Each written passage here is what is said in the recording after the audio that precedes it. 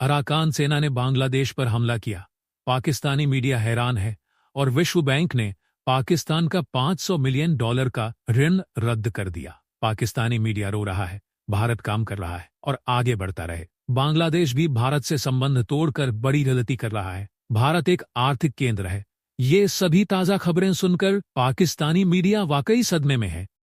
Myanmar Bangladesh সীমান্তের নিয়ন্ত্রণ এখন আরাকান আর্মির হাতে। आस पड़ोस में उन्हें कोई पता नहीं है कि भारत क्या चीज है। আরাকান আর্মি বাংলাদেশ মিয়ানমার সীমান্তের 270 কিলোমিটার এলাকা নিয়ন্ত্রণে নেয়ার দাবি করে। अभी पता चला कि भाई अराकान आर्मी ने पिछले 1-2 दिन के अंदर कि भाई जितना भी एरिया था जो बांग्लादेश का बॉर्डर था उसको पूरी तरह से कैप्चर कर रखा है। तो मोहम्मद यूनुस ने क्या ये कोई कंसेशन लेना चाहते हैं नरेंद्र मोदी से?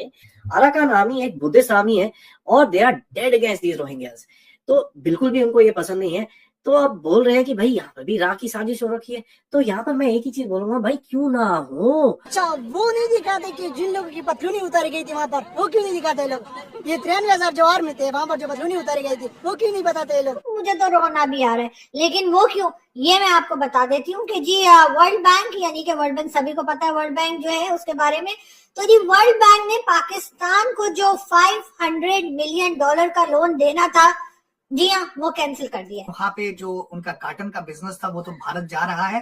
इन्फ्लेशन अगले दिन उसकी रिपोर्ट आई है 11.8% बढ़ गया है। उसके खजाने खाली हो रहे। आज 16 आइटम्स उसके ऊपर इंडिया ने बैन कर दिया है। रूस ने $630 मिलियन का कर्जा डिमांड कर दिया है। $18 मिलियन का प्रॉफिट भी हमको हो रखा है क्योंकि बांग्लादेश की पूरी गारमेंट सेक्टर को हम ऊपर से उठा रहे हैं। यहाँ पर पता चला कि भाई सूरत वालों ने कम से कम नहीं तो 25% ऊपर करा है अपने आप को प्रॉफिट, और ग्रोथ 25% की दिखाने वाले हैं वो लोग। तो वेल डन यार पाकिस्तानियों, ऐसे ही करते रहो। बांग्लादेश हमारे कितने महाजरीन भारत के अंदर बैठे हैं। पता चला कि भाई अराकान आर्मी ने पिछले 1-2 दिन के अंदर कि भाई जितना भी एरिया था जो बांग्लादेश का बॉर्डर था उसको पूरी तरह से कैप्चर कर रखा है। अराकान आर्मी एक बुद्धिस्ट आर्मी है और they are dead against these Rohingyas, तो बिल्कुल भी उनको ये पसंद नहीं है। तो अब बोल रहे हैं कि भाई यहाँ पर भी राह की साजिश हो रखी है। तो यहाँ पर मैं एक ही चीज बोलूंगा, भाई क्यों ना हो। आप अगर उल्टे काम कर सकते हो तो भारत नहीं कर सकता। दुनिया भर में इस टाइम पे प्रॉक्सी वॉर चल रही है, तो क्या भारत ये प्रॉक्सी वॉर नहीं खेल सकता? पहले भी मैंने आपको बोला था कि साहब भारत का जवाब आएगा, सही टाइम से आएगा, और जब आएगा ये लोग रोएंगे। तो अराकान आर्मी की जो एक्टिविटीज हैं ये बड़ी इंटरेस्टिंग है। कई लोग बोलते हैं Arakan army is backed by the Chinese and this and that, वो शुरू में था, लेकिन आप ये चीज याद करिए, अराकान आर्मी वही आर्मी है जो आपका सितवे पोर्ट को प्रोटेक्ट करती है, आपके इंटरेस्ट को प्रोटेक्ट करती है, और आपके साथ बाय द वे नवंबर में आपके ऑफिशियल्स के साथ उनके रिप्रेजेंटेटिव्स ने आके यहाँ पर मीटिंग करी थी।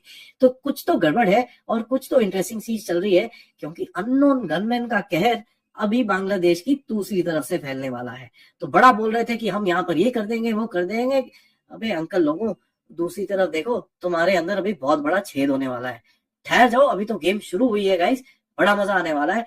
कंगालुओं को भारत से भगाने के लिए जो स्ट्रैटेजी बनी है वो मैंने आपके साथ कल सुबह शेयर करी थी। देखा जाए तो उनका स्टेटस क्या है, सोच मैं थोड़े से अंदर के हालात बताना चाहता हूँ कि वो किस डायरेक्शन पे जा रहे हैं। उनका नाम एज उनका स्टेटस है एडवाइजर। उनके पास कोई ओहदा कोई नहीं है अभी तक। और दूसरा, उन्होंने डॉक्टर यूनुस साहब ने अगले दिन तकरीर फरमाई है, बड़ी कंट्रोवर्सल सी। उन्होंने कहा है कि हम रिफॉर्म करेंगे, हमारा काम है रिफॉर्म करना। हो सकता है उसमें 4 साल लग जाए।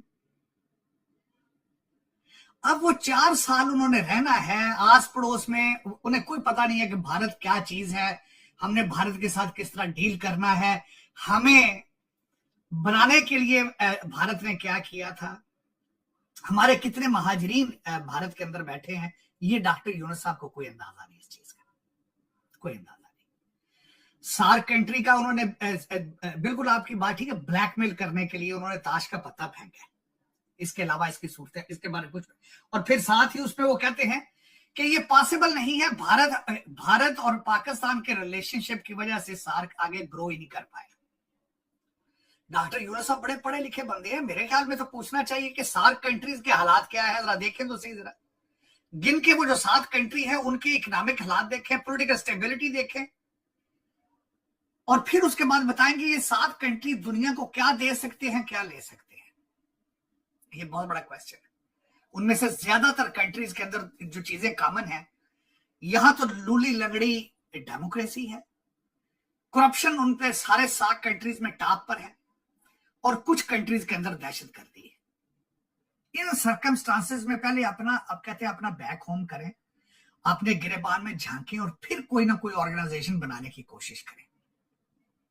उन्होंने डॉक्टर यूनुस साहब को चाहिए सबसे पहले तो अगर रिफॉर्म करनी है तो रिफॉर्म जल्दी से जल्दी करके इलेक्शन की तरफ जाएं, और जो सबसे बड़ा वहां पे जो उनका कॉटन का बिजनेस था वो तो भारत जा रहा है। इन्फ्लेशन अगले दिन उसकी रिपोर्ट आई है 11.8% बढ़ गया। तो इन सर्कमस्टांसेस में, जिन सर्कमस्टांसेस में बैठे हैं चंद लौंडे लपाड़े जिस तरह के हमारे पाकिस्तान में है फारग फिरते हुए, इस तरह के वहां थे सड़कों पे आके उन्होंने बंदे मार मार आके, तो वो कोई उनमें खुद समझ नहीं आ रही कि हमने क्या करना है, और अभी भी लड़ रहे हैं एक दूसरे के साथ। ये नहीं कुछ कोई चुप करके घर चले गए हैं, उन्होंने कहा नहीं जी काम खत्म हो गया, नहीं। वो जब दिल करता है बाहर निकल के आके 2-4 बिल्डिंगें जला के 2-4 बसें जला के घर चले जाते हैं। ये उनका फ्यूचर है। उसके बाद इस वक्त जो मुझे सबसे बड़ा जो तशवीश है भारत के बांग्लादेश के हालात पे, वहां पे रेडिकलाइजेशन वापस दोबारा लाने की कोशिश भी की जा रही है और वो पार्टियां सारी रेडिकल्स जो है वो वापस आ रही है। और इन्हें ये नहीं पता कि पाकिस्तान इस वक्त जो हमारे हालात हैं वो मैं उस पर भी आना चाहूंगा कि हमारे पाकिस्तान के हालात जो है वो रेडिकलाइजेशन और दहशतगर्दी ने कैसे कर दी है। ये इनको चाहिए सीखें। मैं समझता हूं पाकिस्तान की दहशतगर्दी पर यूनिवर्सिटी के अंदर एक पीएचडी होनी चाहिए कि किस तरीके से हमने, चीमा साहब मैं अगले दिन जब रिसर्च कर रहा था मौलाना फजलुर रहमान के इस वक्त जो कारोबार है, जिस वजह से वो जरदारी साहब से नाराज है, गवर्नमेंट से नाराज हैं, मेरी बात सुन के पांव के नीचे से जमीन निकल गई। मौलाना फजलुर रहमान साहब के पास 24,000 मदरसे हैं, उनके मालिक हैं 24,000 मदरसे। 18,000 जो मदरसे हैं वो दूसरे सब लोगों के हैं, जो दूसरा पाकिस्तान में सारे मौलवी बैठे हैं। 24,000 मदरसे इनके साथ अटैच है मौलाना फजलुर रहमान। और सबसे बड़ी इसमें बात बताना चाहूंगा, 1839 के अंदर ये ब्रिटिश लोगों ने कानून बनाया था कि ये यहाँ पे सिर्फ इस्लाम की तालीम देते हैं, इनको रेगुलर इंस्टीट्यूशन इनको हम रिकॉग्नाइज नहीं करेंगे। और कैसे करें? ना आप उनको इंग्लिश पढ़ा रहे हैं, ना मैथ पढ़ा रहे हैं, ना उनको फिजिक्स